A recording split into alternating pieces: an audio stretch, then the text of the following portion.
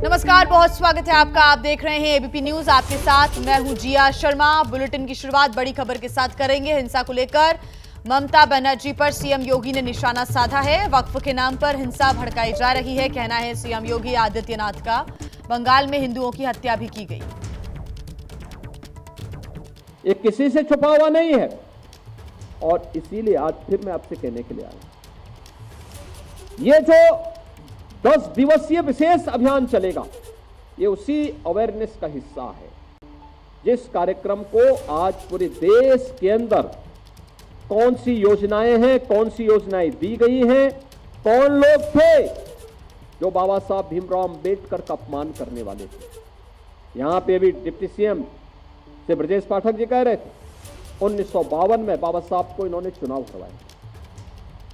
बाबा साहब की जो संसदीय सीट थी, उसके एक बड़े भाग को जहां से वे चुनाव जीत सकते थे, हिंदू बाहुल्य क्षेत्र था, उसको काट करके पाकिस्तान की तरफ भेजने का, पाकिस्तान को दे दिया गया।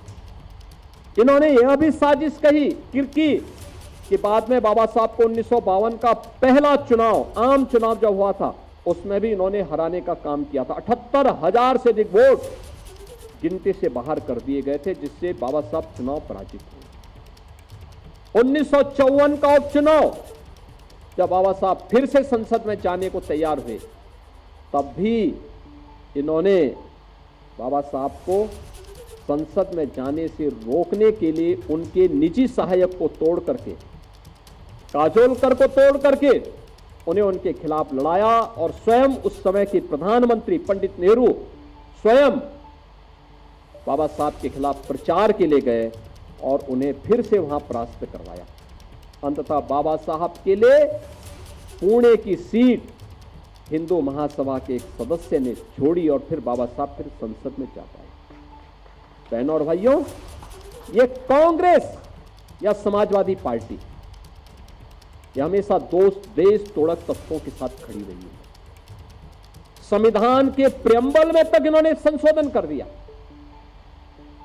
अभी हम लोगों ने पिछले सत्र में प्रत्येक सदस्य को संविधान के मूल प्रति, जो 26 नवंबर 1949 को बाबा साहब ने संविधान का मसौदा तैयार करते समय संविधान सभा को सौंपा था, उस संविधान की मूल प्रति, जिसमें बाबा साहब के हस्ताक्षर भी हैं, मसौदा समिति के अन्य सदस्यों के हस्ताक्षर हैं, वह प्रति हमने सभी माननीय सदस्यों को, विधानसभा और विधान परिषद के सभी सदस्यों को सौंपी। लेकिन कांग्रेस और समाजवादी पार्टी या टीएमसी जैसे दल हमेशा इसमें बाधक रहे हैं और उन लोगों ने उन्हें दोयम दर्जे का नागरिक बनाने का काम किया, शरणार्थी के रूप में रखा। लेकिन भारतीय जनता पार्टी ने उन्हें अपनाया। ऐसे ही वक्फ संशोधन अधिनियम में भी इन लोगों ने वही हिंसा कर रहे हैं, धमकी दी जा रही है, फिर अव्यवस्था पैदा करने का प्रयास हो रहा है, क्योंकि इन्हें भय है कि और लैंड अगर राजस्व के खाते में वापस आएगी तो गरीबों को मिलेगी, हॉस्पिटल बनेंगे, मेडिकल कॉलेज बनेंगे, शिक्षा के अच्छे केंद्र बनेंगे, अटल आवासीय विद्यालय जैसे विद्यालय बनेंगे तो श्रमिकों की और वंचितों के बच्चों को वहां पढ़ने की आवाज से शुद्ध अच्छी व्यवस्था मिलेगी। इसलिए ये लोग उस कार्यक्रम को आगे नहीं बढ़ाने देना चाहते। बहनों और भाइयों, और जब इन मुद्दों की ओर से जनता का ध्यान हटाने के लिए आज कांग्रेस हो या समाजवादी पार्टी, ये राष्ट्र नायकों के अपमान पर उतारू हो चुकी है। ये राष्ट्र नायकों का अपमान करने पर उतारू हो चुकी। याद करिए,